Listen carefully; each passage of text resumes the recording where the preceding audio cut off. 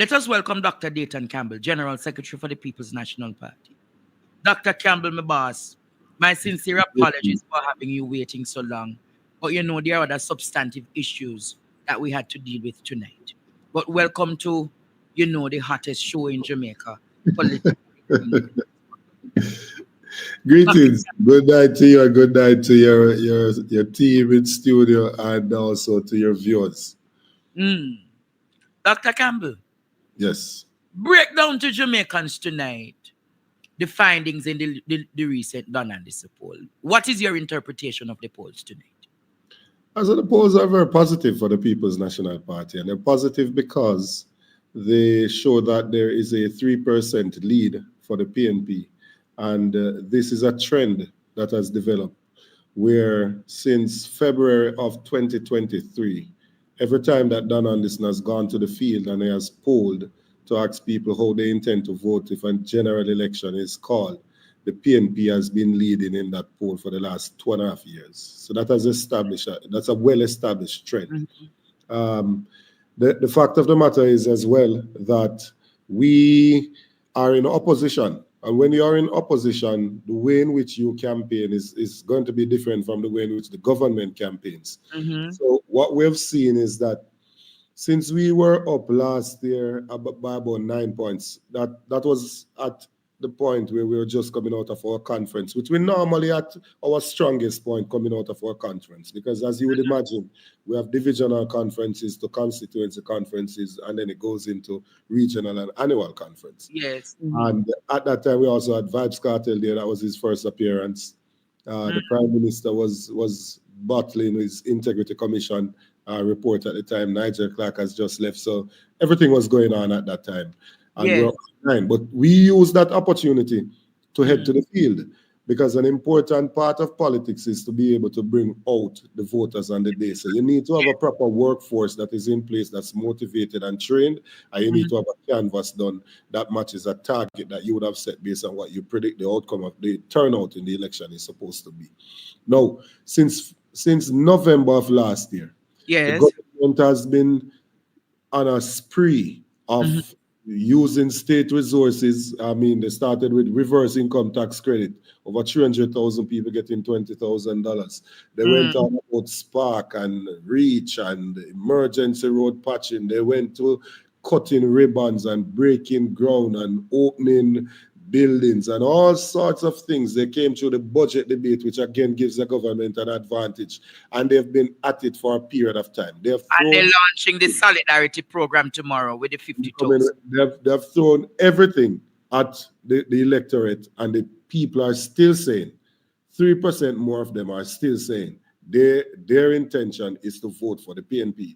And despite all of that, the Labour Party has also lost a point. With all of what they have attempted to do, they've also lost a point. So as I said, it's a very encouraging result for us, because we know that we will go into campaign. I hear this argument that somehow we are campaigning and JLP is not campaigning. That is simply not true. Somebody would need to be fired if you are 2 months away from an election and you weren't doing any form of campaigning. Right? It would mean that somebody would be derelict in their duty. So it's not true that the JLP is not campaigning. They're campaigning a different way.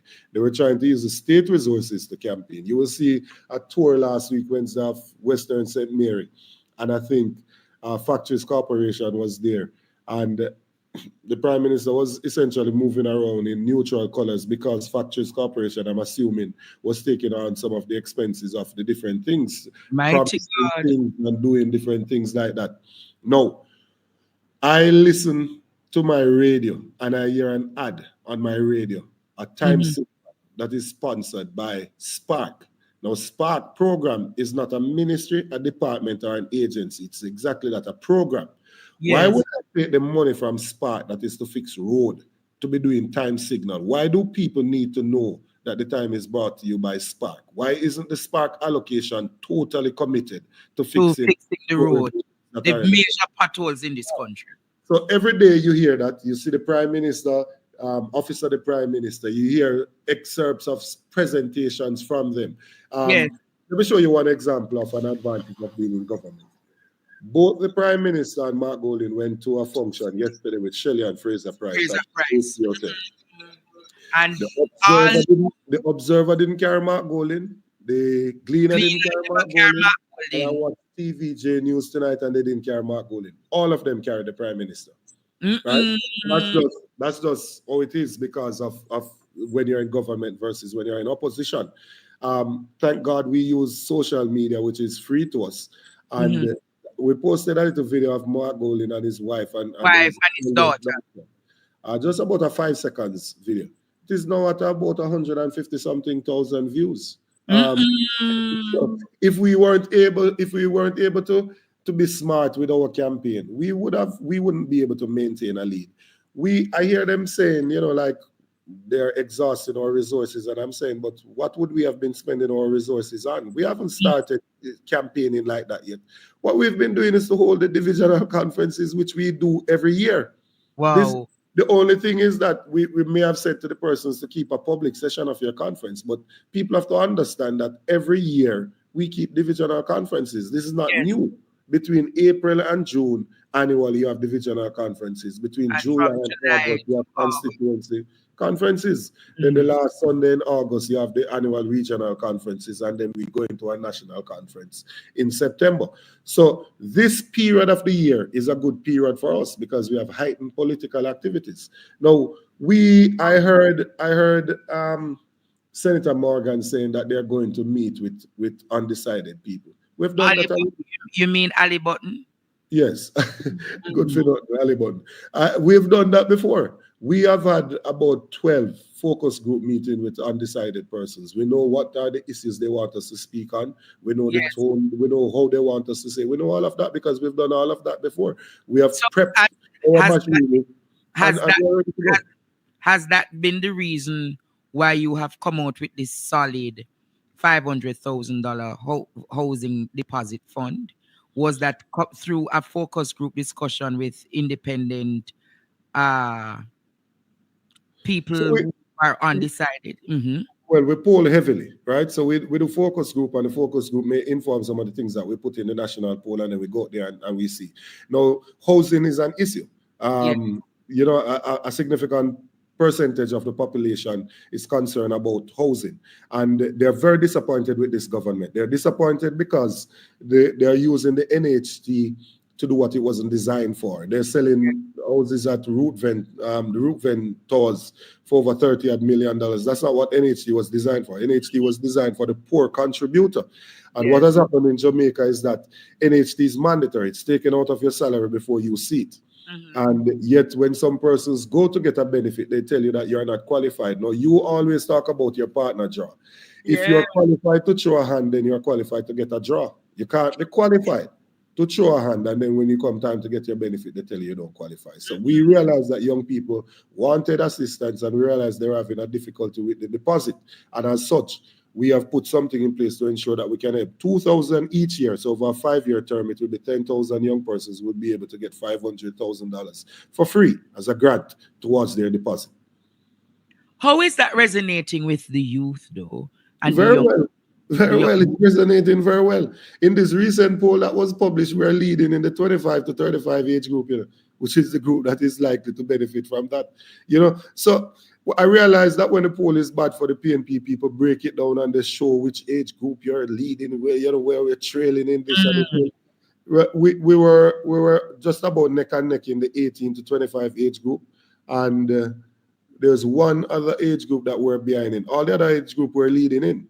And nobody says anything about that because the way I see some of these things being carried in the country, I have to ask myself. But I think I how know is what is going on. But I'm confident that the PNP is going to win, and the how is party the is going PNP to how third is lead. the PNP going to go up against wholeness and the entire media fraternity who the Prime Minister seemingly has it at his disposal? I don't think there's any difficulty in going up against Wellness. We did it last year in the local government election. We did it. This notion that the JLP has that somehow they haven't gone on the ground, and when they come on the ground, something is going to happen. It's nonsense. Wellness was in Gale up to 2 a.m. and they lost a JLP division. It was in Moko up to 2 a.m. in Clarendon and they lost it. We got 20,000 more votes than them with Wellness campaigning fully. So this notion that when they come on the ground, we have a more diverse team. The leader can be at one meeting, I can be at one, Damien can be at one, Bunting can be at one, Natalie can be at one, Mikhail can be at one, Philip Paulwell can be at one. So this notion that they have, that somehow when we both go on the ground, they're going to just blow us out of the water, it is nonsense, absolute nonsense. So basically, what you have done as GenSec is bring back the concept of people power, because it's no longer just a leader-centric approach. It's more a team-centric approach to deal with this election. So therefore, when they're saying that Wholeness has a significant lead over a Mark Golding, Wholeness doesn't have a significant lead over Team PNP. What is your response to that?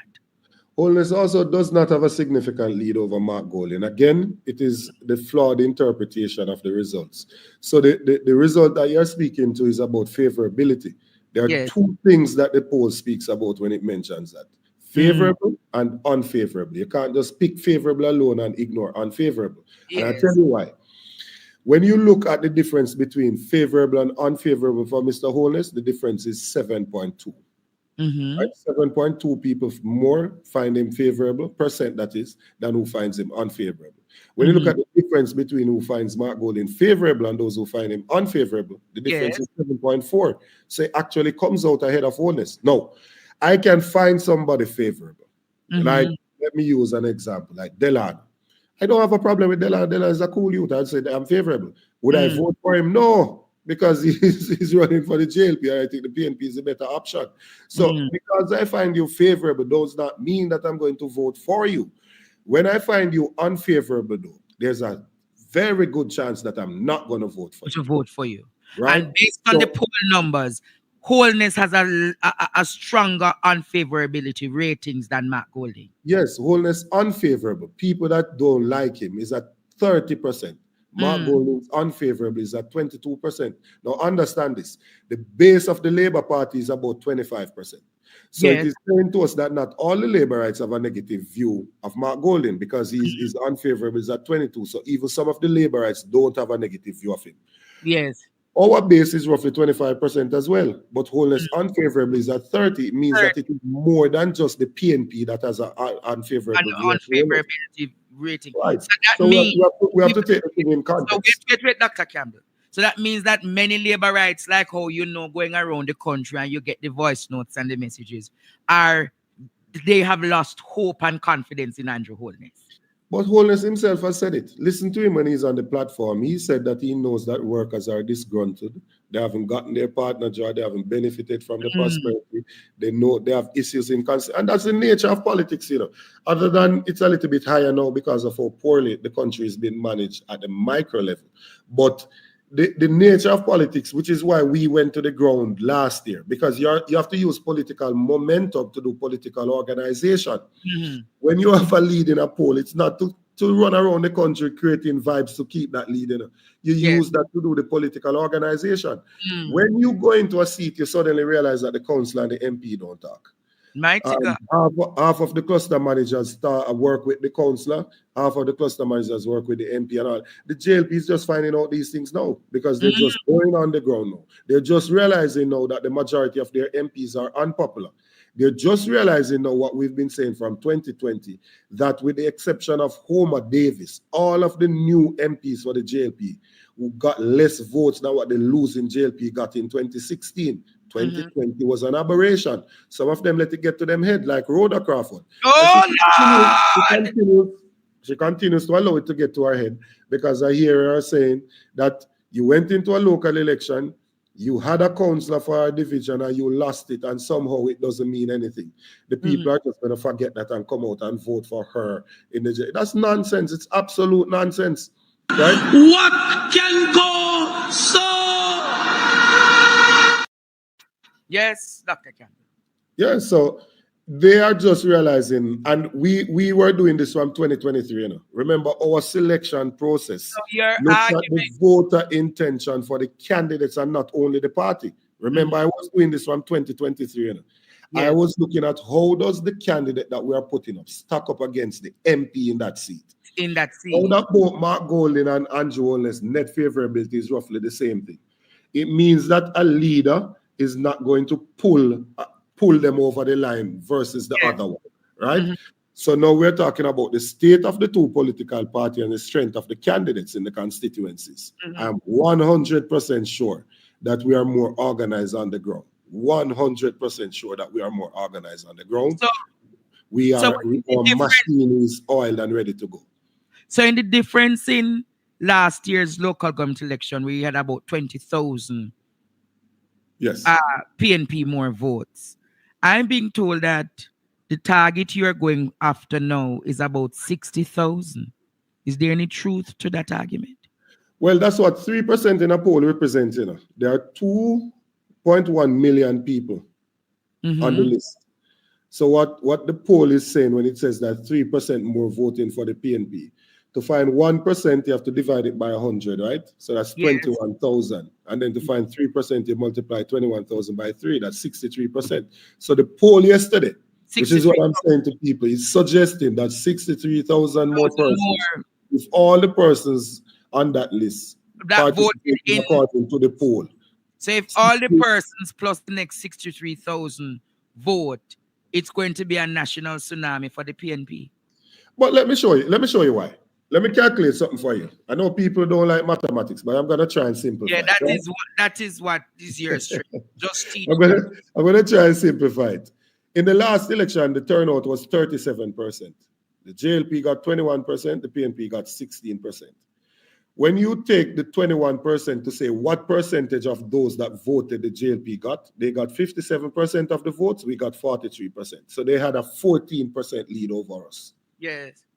From the poll yesterday, it is saying that we would have 32.6 and they would have 29.6. When you add those together, you get 62.2. That is suggesting that if the people were to turn out based on that, the turnout for the election would be 62.2. Now, if you take our percentage, 32.6 off that, you're going to get 52 point, let's call it 52.5. And they will get 47.5. That's a 5%, right? Now, from coming from 14% behind to being 5% ahead is a 19% swing. Look at the constituencies. Work out a 19% swing and see if you don't see that the PNP would win 40 odd seats based on that poll that was released yesterday. Repeat that. 40 odd seats. Take the swing. Wait, Dr. Campbell. You're saying that the government will become less than 15 in opposition already? I'm saying to you, if you take that swing, you would take away Northwest Center, and you take away Southwest Center, and you take away Western, Southeast St. Mary, Eastern Portland, Eastern St. Thomas, all of those seats. Just based on that swing. I'm not saying that these are just only the things that we can win in. I'm just saying just based on that swing alone, you would take all of those. So you said the pendulum swing. Yep. That's what is happening. And this is consistent. We have been ahead in these polls for the last 2.5 years. This is not a fluke. It's not a one-off thing. This is after they have thrown everything at us. We are still standing with a 3% lead. And we have not gone on television yet. You're not seeing one ad on television from us. You're not hearing one ad on radio as yet. People have not even seen the look and feel of our campaign yet. They haven't even heard what we're going to say, type come for what. They haven't seen any of that yet. All we have been doing is to maintain a baseline level of activity, our divisional conferences, and we have had the lead on the road. So wait, Dr. Campbell. So you're saying that there is way more to come? Way more, man. Way more. Even in terms of, that's what I'm saying, even people talking about spending, we haven't spent 10% of our resources yet. What would we be spending it on? What we've been doing, you're around the process, so you see. What we've been doing is like, say in East Portland, Prospect and Port Antonio came together and they had a conference. They mobilize and bring out their people. In the PNP, you don't have to pay people to come to a conference. Oh, Lord. So you're talking about you spend like what, $300,000, $400,000, you put these people into a room and you have a conference. How would that have depleted any resources? That doesn't have the ability to deplete the resources. We have not gone into a campaign fully yet either, and we will. So Dr. Campbell, as a matter of fact, in the next 4 weeks, you're going to turn it up in the country. We are going to change gear, and then when the elections are announced, we're going to go into full sprinting to the line, full flat out sprinting. Now the laborites can say whatever they want to say. What they cannot control is what we do. Similarly to how we release a song that has just taken the place like one fire, right?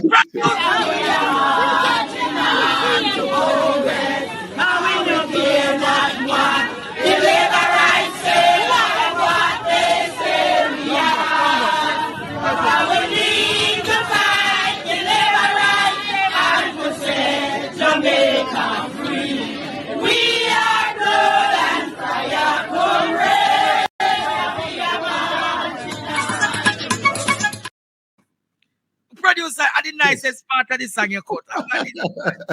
Listen. I remember we were at the demonstration and we were singing. And Mr. T said, Dayton, we have to make this song go viral, you know.